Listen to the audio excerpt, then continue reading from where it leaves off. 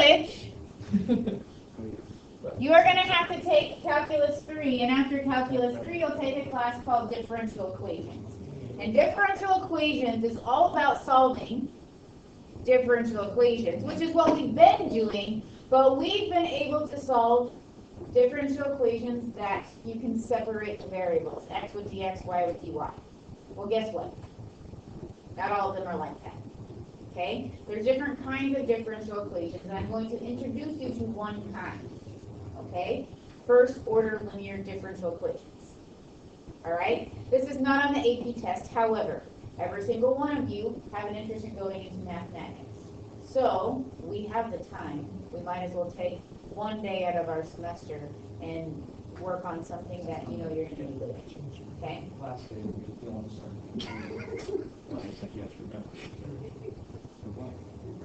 I'm sorry, should I not help you? He was agreeing with you. It's a great day to do it. Oh, okay. I'm with you. I thought you were being sarcastic. Like, oh, it's the last day of the week. Let's learn something new. It's a good day to do it. Okay. So, first order linear differential equations. This is what it will look like. You will have dy dx plus a function times y equals another function.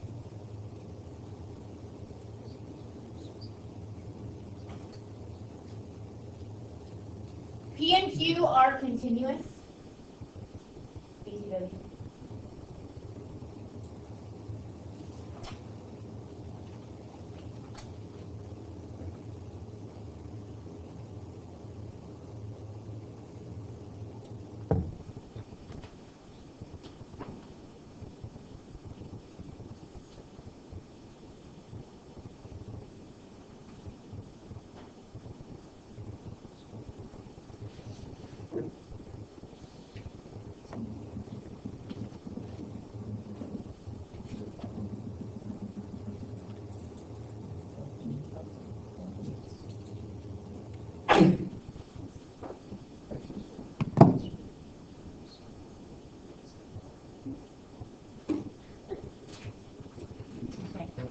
Peter, if you ever figure out a way to get like this little black chunk out of here so I actually have my scroll bar, that would be really cool.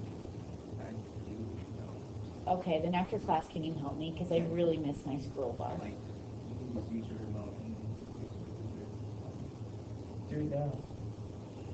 The Zoom? E-Zoom?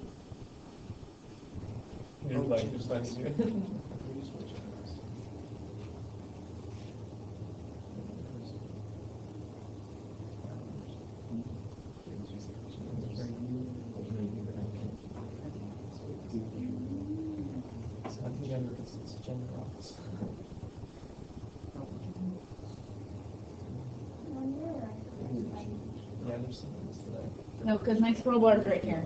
Yeah, it takes that out. I'll figure it out for class. Okay, perfect. All right, so we are going to talk about how to, we're going to talk about a general way that we need to solve these, okay? So kind of like we did the other day, we kind of had to like solve it once to see how it worked. Now, you are going to have to do a little bit more work than just identifying an L and a C and a K value, but this is going to be our process. So, we're going to call our integrating factor u of x, where this is true.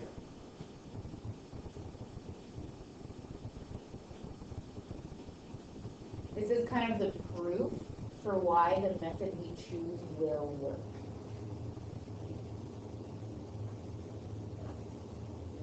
You guys are the type of students who like to know why we're doing what we're doing, right? Yeah.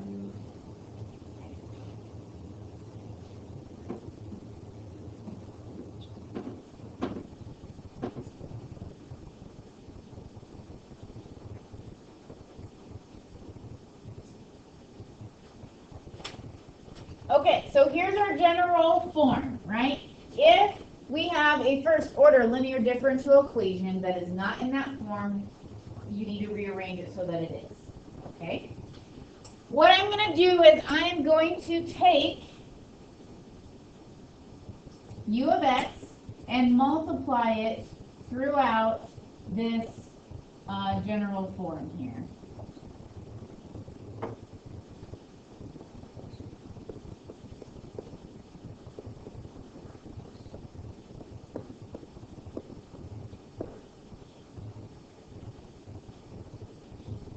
Okay. Now, if we choose our integrating factor, where u of x times p of x is the derivative of u. Notice how we have p of x times u of x right here. So what we can do is we can say u of x times dy dx plus p of x times u of x is u prime of x. So we can replace it.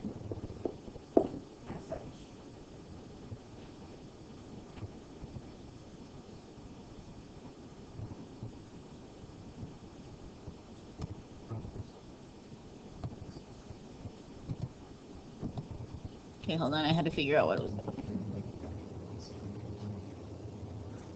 This is an equal sign. That didn't turn out very well, did it? Okay. I'm going to highlight something.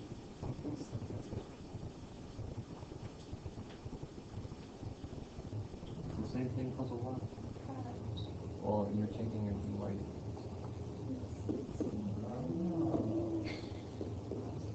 It is the product rule. It's the product rule for what? It's the product rule for u of x times y.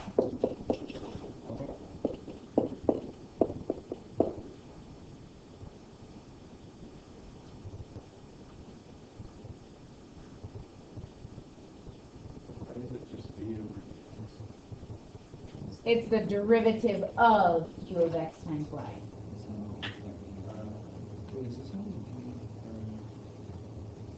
Is that how you do the integral thing with the product rule? Like, you couldn't do the product, you couldn't, like, know if something was part of the product rule. Well, that's kind of what u substitution helps us with. Yeah. Well, u substitution is more of like the chain rule. You mean integrating if we have the product rule inside of our integral? Yeah. We don't necessarily have a strategy for that unless... I'm trying to think of what you're trying to ask me. I don't know. I have no idea. Actually, integration by parts will help us with that, Okay. which you don't know yet. That's in a while. Okay, so this is what we're going to do. If we take the integral of both sides, the integral of the derivative cancels out, so we have u of x times y equals the integral of q of x times u of x dx, because we have to integrate with respect to something.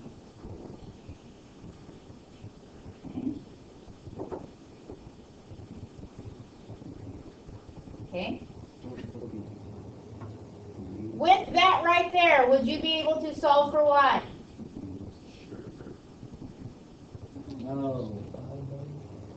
I feel like that would be a very easy equation to solve for y. Yeah. Right? Okay, we can integrate. We can integrate with respect to x on the right side and divide by this u of x over here. Right? Now, we're going to come back to that. Let's go back to our integrating factor. Our integrating factor was u of x, where u of x times p of x needed to be the derivative of u. Okay? Let's get crazy here. Let's rearrange this. U prime divided by u would equal p of x. If we rearrange that, do you agree with that setup?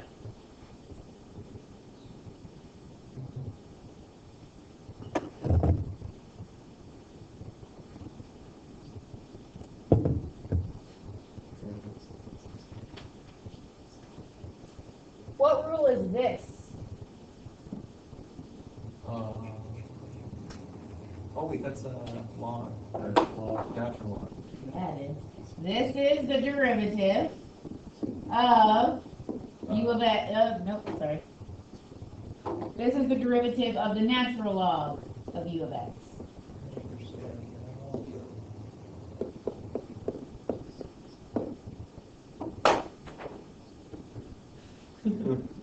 Why is my equal sign?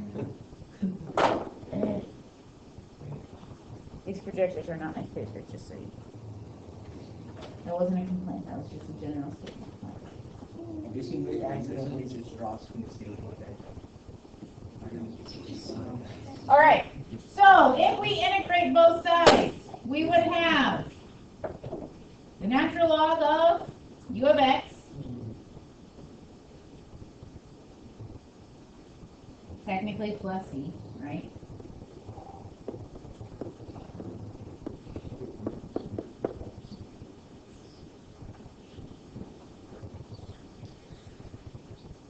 What did I write plus c? That's not what I wanted. I wanted dx. Okay. So it's on my scroll bar. Let me come over here. All right, so now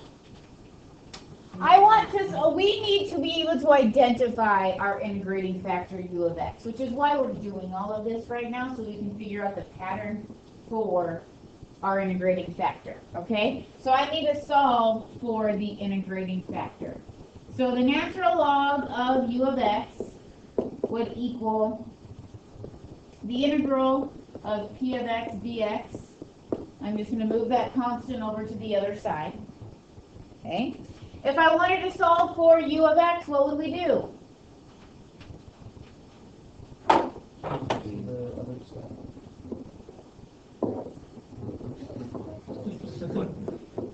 Okay?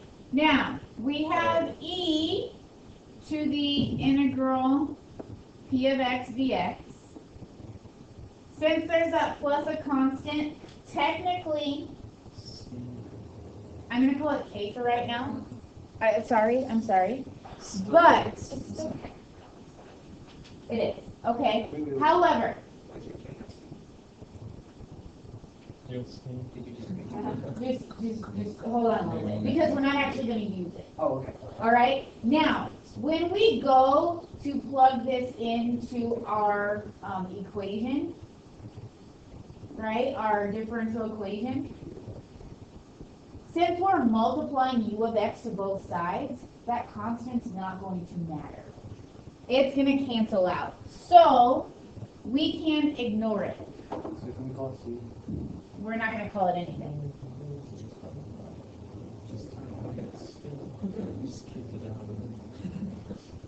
So this is how we are going to identify our integrating factor.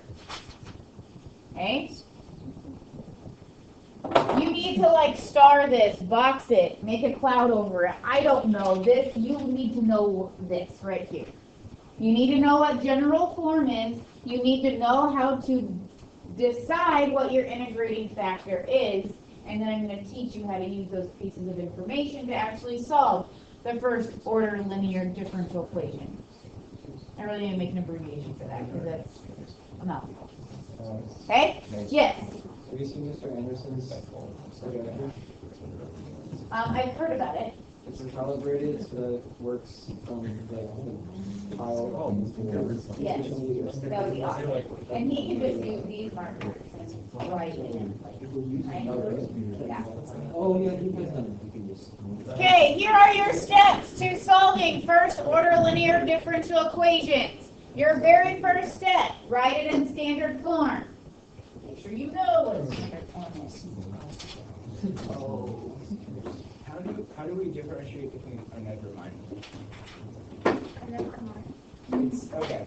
I was going to ask how do you differentiate these from standard form from standard form. I think I realized I'm going to be using the other standard form.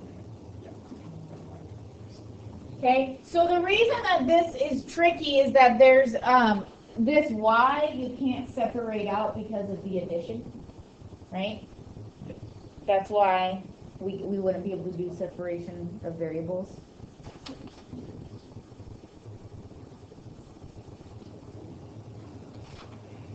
Okay. Second step, identify your integrating factor. by remembering, because we did the math once, that our integrating factor is just e to the antiderivative of p, whatever p may be.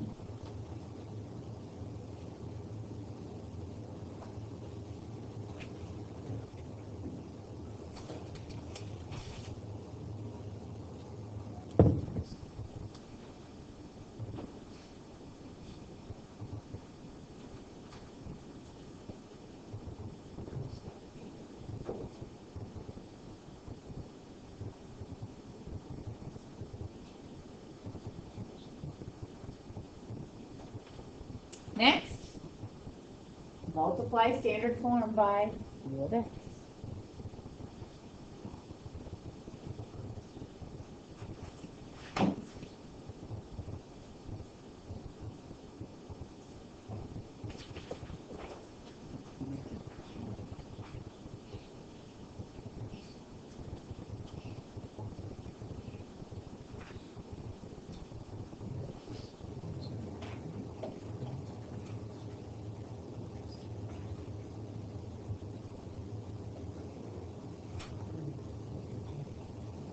Okay? You are always going to force that product rule to happen, like we did when we were talking about that standard form in general. So you need to rewrite it as the product of the derivative, the product rule, okay? Derivative of a product, and then integrate to solve for y.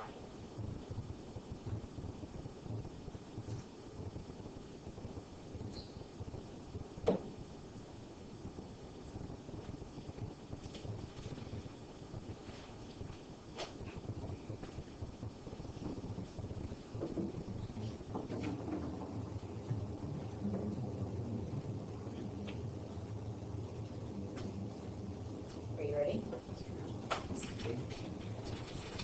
Let's do this. Write it down.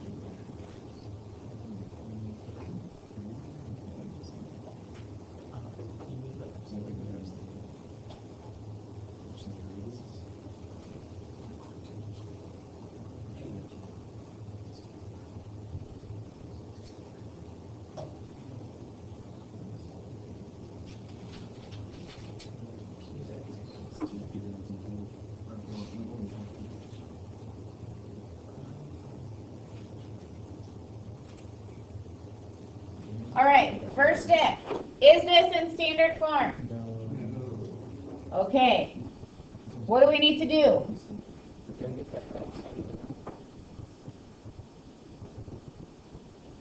So dy dx minus, well, I'm going to write plus, the function negative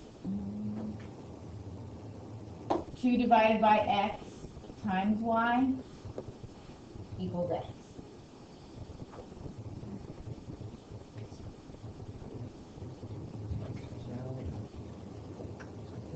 Okay? So that's step one. Step two, identify our integrating factor. Our integrating factor is always e raised to the antiderivative of p. What is p in this case?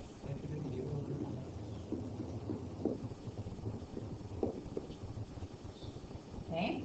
What's the antiderivative of negative 2 over x?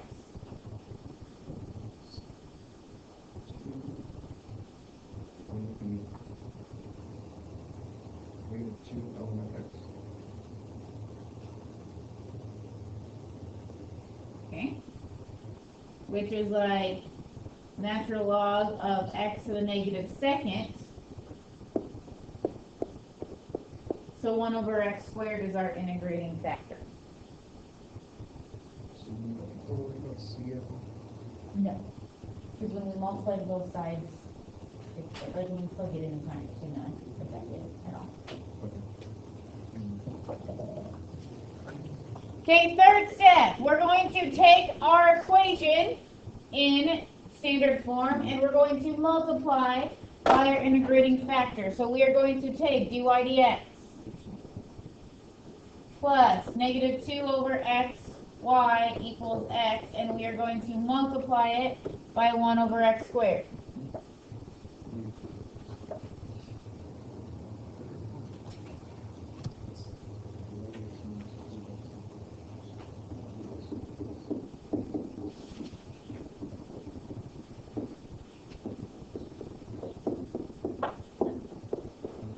Okay, at this step, you will always be able to recognize the product rule. And it's always going to be the same product. It is always going to be the product of u and y. Okay? But it's good for us to think about it a little bit.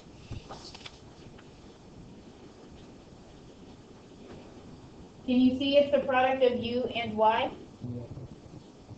So this means the derivative of u times y and it equals 1 over x.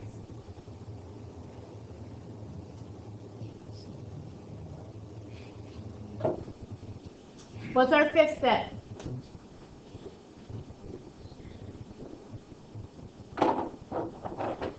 What do we do next? Integrate to solve for y. So we're integrating. That just becomes 1 over x squared y. Antiderivative of 1 over x with respect to x.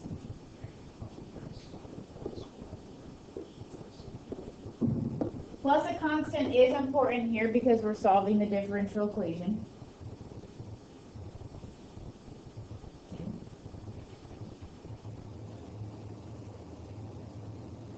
So y is going to equal x squared times the natural log of the absolute value of x. Okay.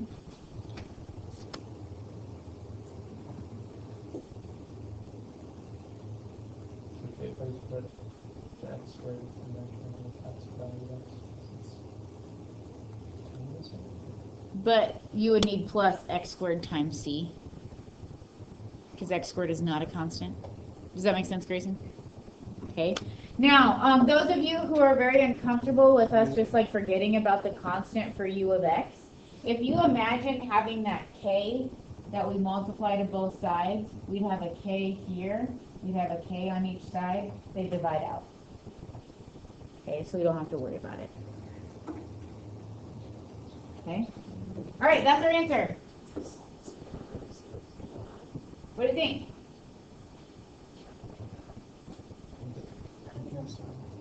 It's okay?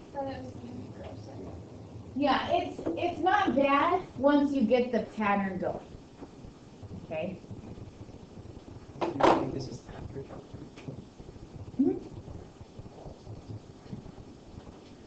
Wait, so this is the book.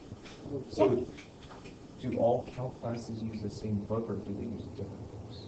So this, so you learn this in calculus. Like this specific section, yes, is in calculus, but this is only like a scratch of the surface of the class differential equations.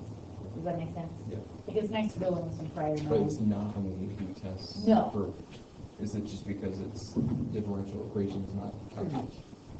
I mean, differential equations is an extension of calculus, but the AP test is more worried about like the derivatives and integrals and when we get to sequences and series, converging. Yes. What is that? What's after the class differential equations? Yeah. Then you get into linear algebra, you get into abstract algebra. Linear algebra, a bunch of matrices and how they work together. Oh, great. I heard, what's this? Discrete math, that could be like some, like combinatorics, where you're talking about like the permutations and combinations and counting and probability, which some of you are like, yeah, that sounds simple, but it gets very complicated very quickly, and there's some pretty intense math that is involved with That's proving things. Like those are like algebraic, or those are theory-based classes. So like modern algebra, abstract algebra. I mean, most of my math classes after Calc 3 were theory-based as opposed to. So is this going to be the last technically formally based math class? Like computation-based math class? No, linear algebra. There is a linear algebra that's computation-based, and then there's a linear algebra that's theoretical. There's like the discrete math combinatorics that's computation-based, and any stats classes. Well, there's there's a 300 level stats class that would be computation. Yeah. Okay, back on topic here. Did you write it down? No, I did write that down.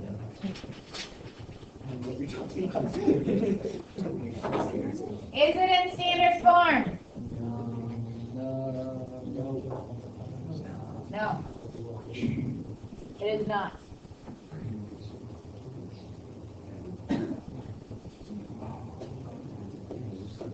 But what we can do is add the dy and then divide the dx over, so we at least have dy dx equals.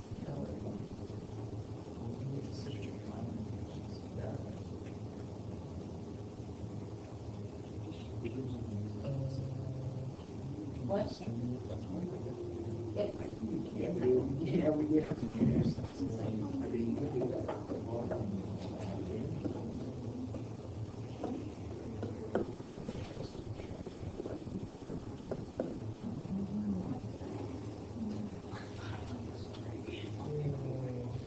Okay, so in standard form, we can write dy dx. It always has to be plus, even though we have to subtract that y cosine over, and that means our p is negative cosine.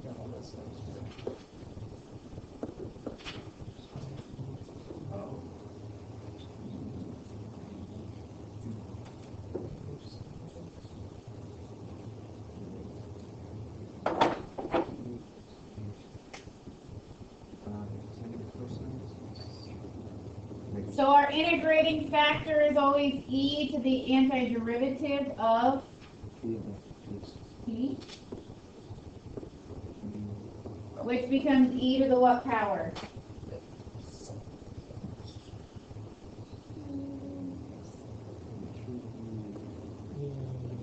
Negative sine of x. Did you say negative? I did not hear your negative. Say it loud, say it proud. Okay? All right.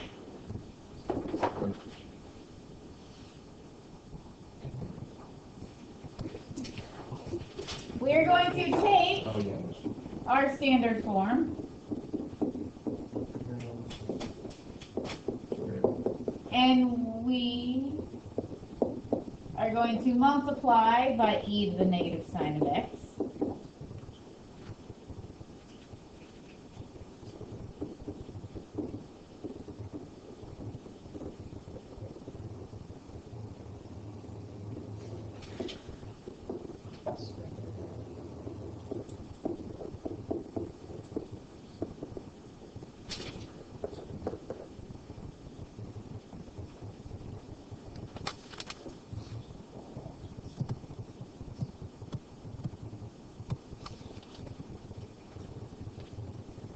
Same thing happens every time, but I want you to really think about it. Do you see the product rule?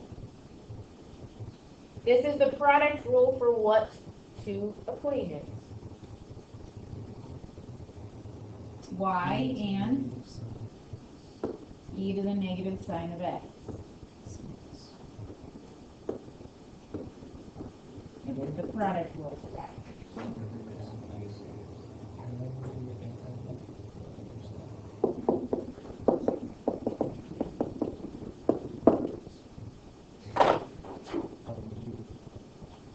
Okay, so yes, Grayson, we're going to do the antiderivative of both sides. So antiderivative of derivative leaves us with what's inside. Wait, what? Nick, do you have a question? Alex? Yes, I have to negative those. It's just funny. I don't know. This?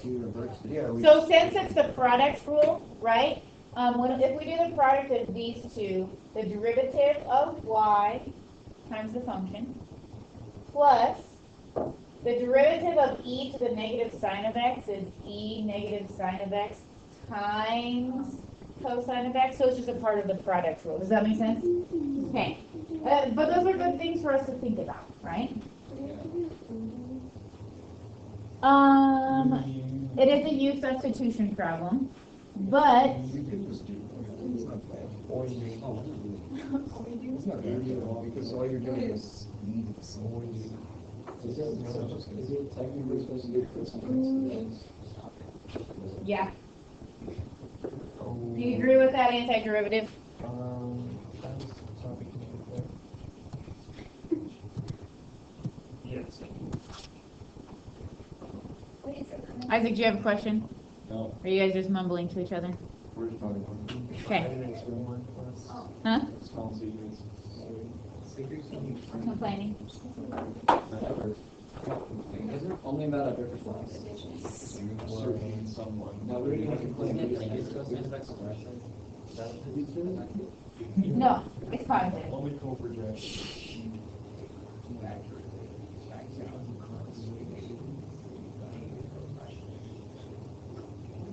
So it just becomes. Do I need to go back to the top so you can see why it's positive? Okay. So right here, we took y cosine and we subtracted it over here. And so this stayed positive. So it's just been positive the whole way down. Oh, I wrote it wrong. That's my fault. Okay. So now if we divide by e negative sine of x to get y by itself, we get 1 plus c e to the sine of x.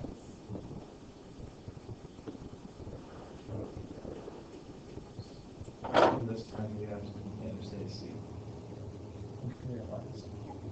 Because e to the sine of x is not a constant. If it has an x in there, no bueno.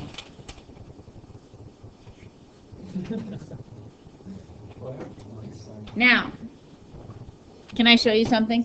Can you not be upset? Is there a shortcut? There's a shortcut. No, not to this. No, it just makes it. Look at this right here. Yeah. Can you separate variables? Sure. We could have separated variables, but nobody spoke up, so we kept going. Well, we need to learn. We didn't know that was an option. We need to learn. Okay, Jake, if you can separate variables, is it worth all of this effort? No. Okay. I feel like it's. I know. I feel like. I know.